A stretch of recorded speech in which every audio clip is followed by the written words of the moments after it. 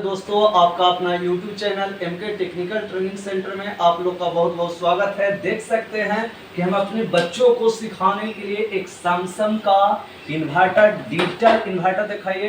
Digital inverter वाले एक fridge है। इस फ्रिज में कौन कौन से प्रॉब्लम होते हैं, ये फ्रिज ठंडा नहीं कर रहा है कि ठंडा कर रहा है, इसका चेकिंग हम कैसे करेंगे। ये 3 स्टार है जो डिजिटल इन्वर्टर टेक्नोलॉजी है, अर्थात डिजिटल इन्वर्टर यह एसी को डीसी में कन्वर्ट करता, अर्थात इसमें बहुत कम बिजली की खपत होती है। ये सैमसंग कंपनी का 192 लीटर, यहाँ सही से दिखाइए, इसका जो मॉडल ईयर है 2019 का ये खरीदारी है, रेफ्रिजरेशन है, ब्रांड है सैमसंग का। इसमें 192 लीटर का है या 182 लीटर का है। इसको पीछे वाला भाग दिखाइए, यहाँ पर ये क्या क्या लिखता है, ये कितना एम्पियर लेकर ये फ्रिज चलता है, इसमें दिखाइए किया है। इसमें R600 गैस, जो इन्वर्टर टाइप जो रेफ्रिजरेंट है, यह R600 है और ये 0.4 एम्पियर ले सकता है या 70 वाट या 60 वाट तक बिजली की खपत करता। सबसे पहले हम कैसे पहचानेंगे कि यह इन्वर्टर टाइप फ्रिज है कि नॉन इन्वर्टर टाइप है, इसे पहचानने के लिए आप देख सकते हैं जितने भी इन्वर्टर टाइप जो फ्रिज होते हैं, इसका जो कंप्रेसर होते हैं काफ़ी छोटे होते हैं। एक वीडियो भी आपको हम बनावेंगे कि इन्वर्टर टाइप फ्रिज में कंप्रेसर छोटे क्यों होते हैं और नॉन इन्वर्टर टाइप में फ्रिज में कंप्रेसर बड़े क्यों होते हैं। देख सकते हैं इसमें एक बॉक्स है, जितने भी बॉक्स लगे हुए फ्रिज आपको दिखाई पड़ेगा, ये समझ जाना कि ये इन्वर्टर टेक्नोलॉजी वाले फ्रिज है जिसमें R600 गैस होते हैं। R600 गैस का स्टैंडिंग प्रेशर 40 से 50 psi और रनिंग प्रेशर 0 से 1 psi होते हैं। इसको हम चेकिंग कैसे करेंगे, सबसे पहले हम इसको खोलेंगे, पीसीबी को खोलेंगे।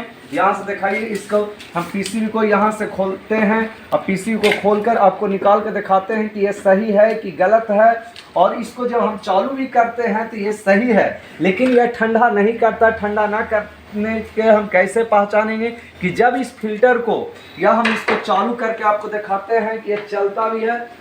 देख सकते हैं इसको 2 से 3 मिनट कम से कम, जितने भी इन्वर्टर टाइप जो फ्रिज होते हैं इसे 2 से 3 मिनट तक चलने में समय की आवश्यकता पड़ती है। 3 मिनट के बाद ही ये सप्लाई को कंप्रेसर में भेजता है, इसके बाद कंप्रेसर चलता है। ये पूर्ण पेना ठंडा नहीं कर रहा था। इसका जो फिल्टर की जो पहचान होते हैं, जैसे हम फिल्टर पर हाथ रखते हैं किसी फ्रिज का, यदि यह फिल्टर गर्म आपको महसूस हो रहा है तो हम समझेंगे कि हमारा फ्रिज 100% सही है, ठंडा करेगा। लेकिन जैसे ही इस फिल्टर पर हम हाथ रखते हैं तो यह फ्रिज ठंडा नहीं कर रहा था और यह फ्रिज गर्म नहीं हो रहा था, बर्फ की तरह यह फिल्टर ठंडा था, जिसके कारण यह फ्रिज कभी ठंडा नहीं करेगा। इसमें पुनः हमको गैस चार्जिंग करना पड़ेगा। इसका जो देख रहे हैं, इसमें जो कंडेंसर होते हैं, जाली होते हैं, पूरे पे ना अंडरग्राउंड होते हैं। इसमें भी 3 पाइप में होते हैं, एक चार्जिंग पाइप, इसके द्वारा इसमें गैस डाला जाएगा, एक डिस्चार्ज पाइप, एक सेक्शन लाइन, एक डिस्चार्ज लाइन, एक चार्जिंग लाइन। इन्वर्टर हो नॉन इन्वर्टर हो, जितने भी कूलिंग करने वाले जो सिस्टम है सभी में 3 लाइन ही होते हैं। पहला लाइन चार्जिंग लाइन, एक डिस्चार्ज लाइन, एक सेक्शन लाइन। सेक्शन लाइन का काम है गैस को खींचना, डिस्चार्ज लाइन का काम है गैस को फेंकना और चार्जिंग लाइन का काम है इसके द्वारा इसके अंदर गैस को भरा है। और सभी में एक फिल्टर लगे रहते हैं। जो बड़े बड़े सिस्टम होते हैं इसमें फिल्टर बड़े होते हैं। ये माइक्रो स्टेनर फिल्टर है। इस फिल्टर का नाम है माइक्रो स्टेनर फिल्टर। इस फिल्टर के अंदर सिलिका जेल की गोली डाली हुई रहती। सिलिका जेल का काम है इस नमी को, अफसोस के हम जानते हैं कि यह फ्रिज जब ठंडा करेगा तो इसके अंदर से पानी यहाँ पे टपकता है। पानी टपकने के कारण यहाँ पर नमी जाएगा, इस नमी को छानने का काम करता है। इसके बाद ये कैपिलरी ट्यूब, 12 फीट की कैपिलरी ट्यूब लगाया जाता है जो लो प्रेशर को हाई प्रेशर में बदलने का काम करता है। आपको हम इसका पूरा पीसीबी हम आपको खोल कर दिखाते हैं। इसका सप्लाई को मैंने बंद कर दिया, यहाँ से बाद आपको हम दिखाते हैं।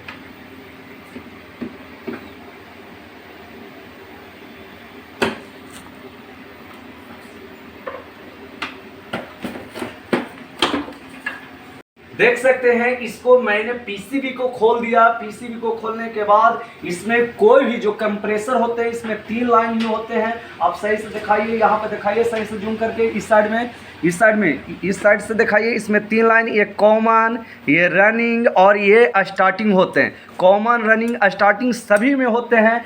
और इसको हम पहचानने के लिए भी बताएंगे कि कैसे हम किसी भी कंप्रेसर को चेक कर सकते हैं कि हमारा कंप्रेसर सही है कि नहीं। इसका पीसीबी के पूरे डिटेल्स आपको बताते हैं कि इसमें 2 लाइन होते हैं।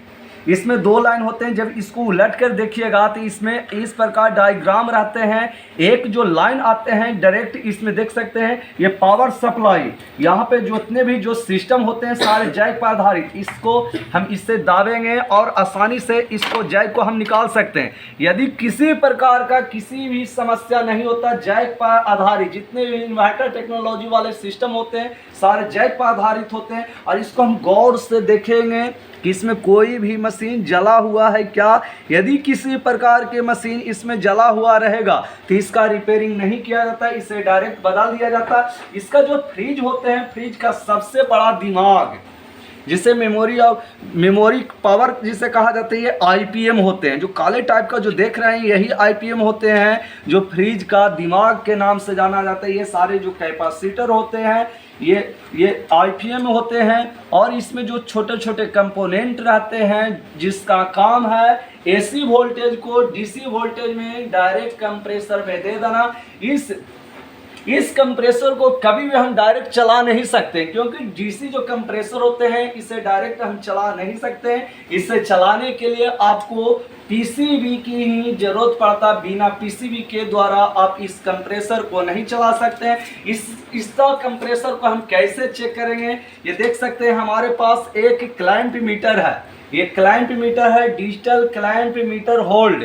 इसमें सारे वैल्यू दिया हुआ रहता है। इसको हम जो देख रहे हैं ये बाजे का जो संकेत है, बर्जर का संकेत है। इस बर्जर के संकेत पर हम ऐड कर देंगे। कैसे हम पहचानेंगे कि हमारा बर्जर के ये संकेत पर है। जैसे ये दोनों प्रोब को हम सटाते हैं तो ये कुछ आवाज़ देता है। जैसी आवाज़ देता है तो हम समझेंगे कि ये हमारा सही माना जाएगा। और इसके बाद इस पर हम तीनों पिनों पर बारी बारी से चेक करेंगे और तीनों पिनों पर एक समान रीडिंग आना चाहिए। यदि एक समान रीडिंग आता है तो हम समझेंगे कि हमारा कंप्रेसर, देख सकते हैं कि कितना रीडिंग आ रहा है, 43-44 के लगभग में आ रहा है। इस पर भी देख सकते हैं 43 से 44 के लगभग में। अर्थात इसका चेकिंग हम इस प्रक्रिया से करेंगे कि तीनों पिनों पर इस प्रोब को हम जब सटाते हैं तो तीनों पिनों पर रीडिंग जब एक समान रूप से आता है तो हम समझेंगे कि हमारा कंप्रेसर 100% सही है। दूसरा मेथड से हम चेक कर सकते हैं इस कंप्रेसर की कि हमारा कंप्रेसर सही है कि नहीं है।